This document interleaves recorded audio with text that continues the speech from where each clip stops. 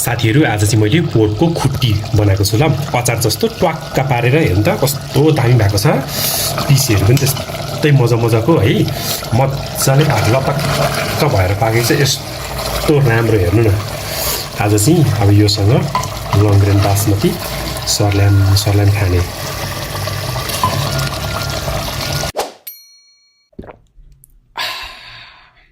Hello नमस्ते साथीहरु सम्पूर्ण हार्दिकलाई चाहिँ मेरो युट्युब च्यानलमा धेरै स्वागत गर्दै फेरि म आइसकेको छु आज अर्को नयाँ भिडियो लिएर आज मैले बनाएको छु पोर्क खुट्टी ठुलठुलो पिस दामी सुप राखेर है यस्तो बबाल भएको छ अनि यो त्यसकै ग्रेभी हो अनि यहाँ छ कालो दाल यहाँ पिडालु र दाल पकाएको छु एकदम लयालु हुन्छ नि त पिडालुले अनि रायोको साग यहाँ लङ्ग्रेन बासमती यो अकबरे खोर्सानी है हजुरहरु भन्दै अब चाहिँ म खाने अनुमति माग्छु तपाईहरुसँग है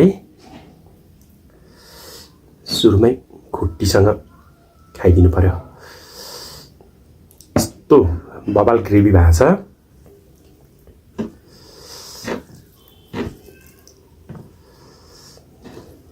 पहिलो ग्यास खाएला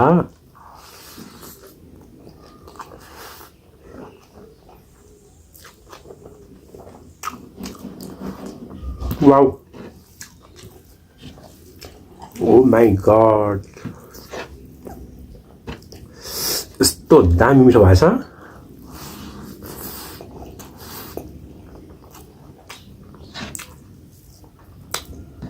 मिठो पनि भयो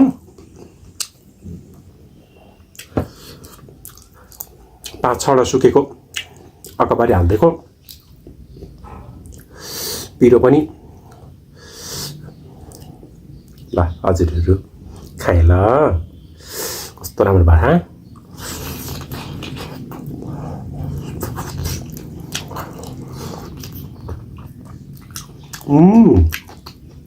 वाउ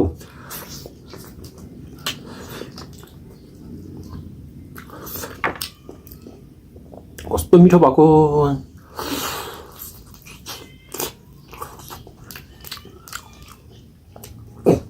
मजाले पाकेछ पनि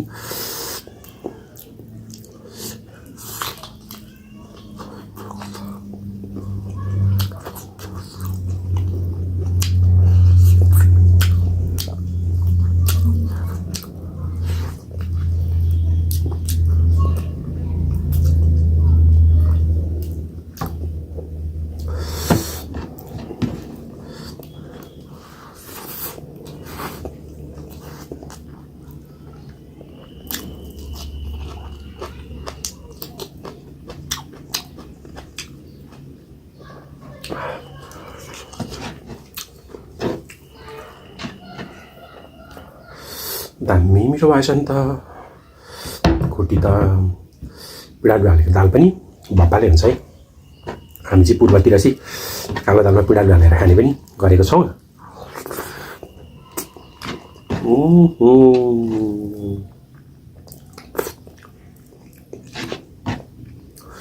दामी मिठो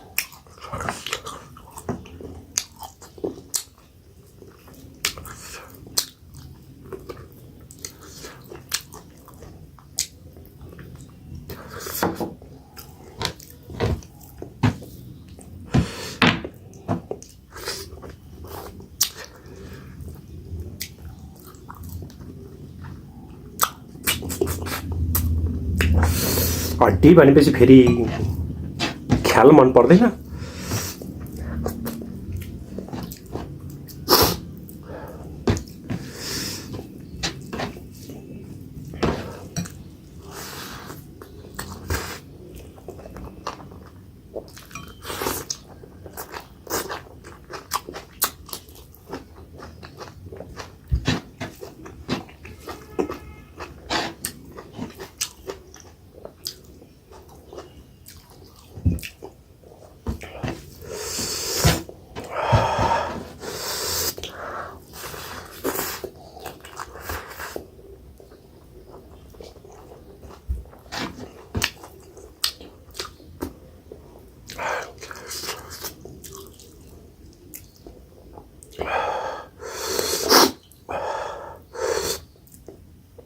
सानो सानो पिस त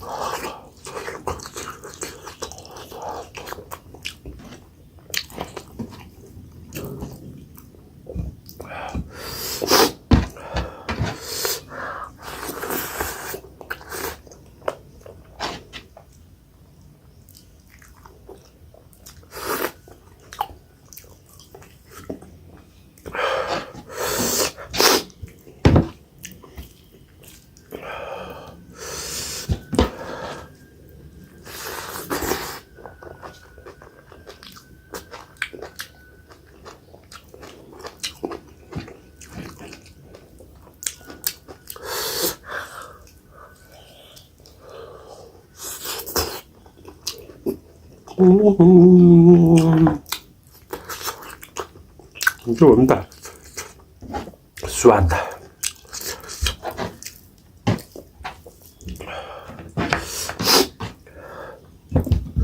ट्वाक्क परेको स्वाद।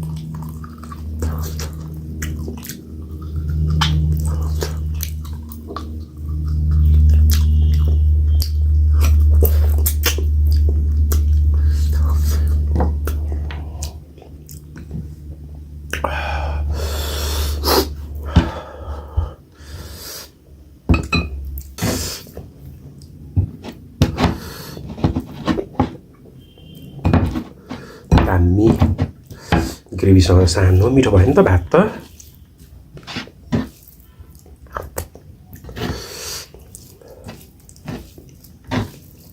पिरो ट्वाक्क भएछ। अकबरीहरू मजाले हालेर बनाएको त हो। खुट्टा लाग्दो रहेछ खुट्टाले।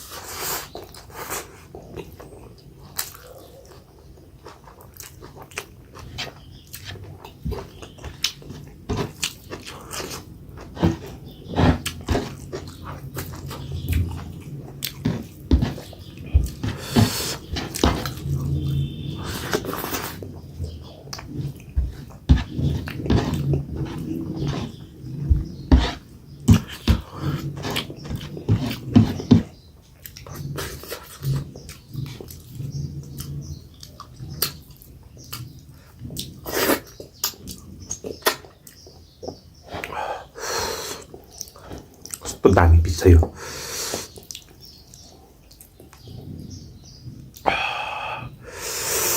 कस्तो मजाले पाकेको छ क्या लपक्कै भएर।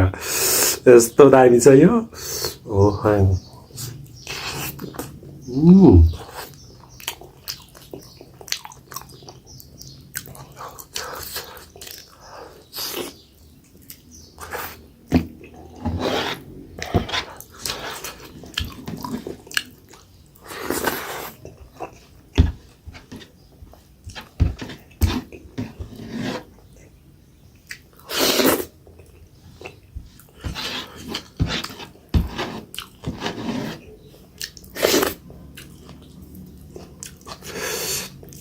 छोड्नु भएन नि।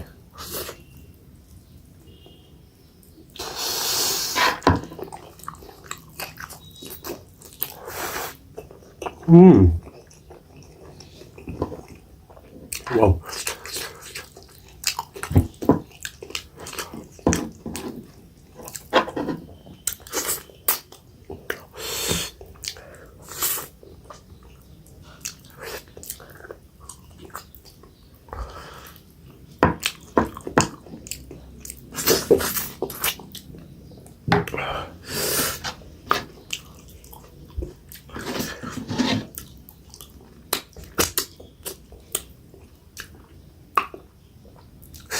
ल मेरो हजुरहरू खुट्टीसँग दाल ग्रेभी एकदम मिठो भएछ।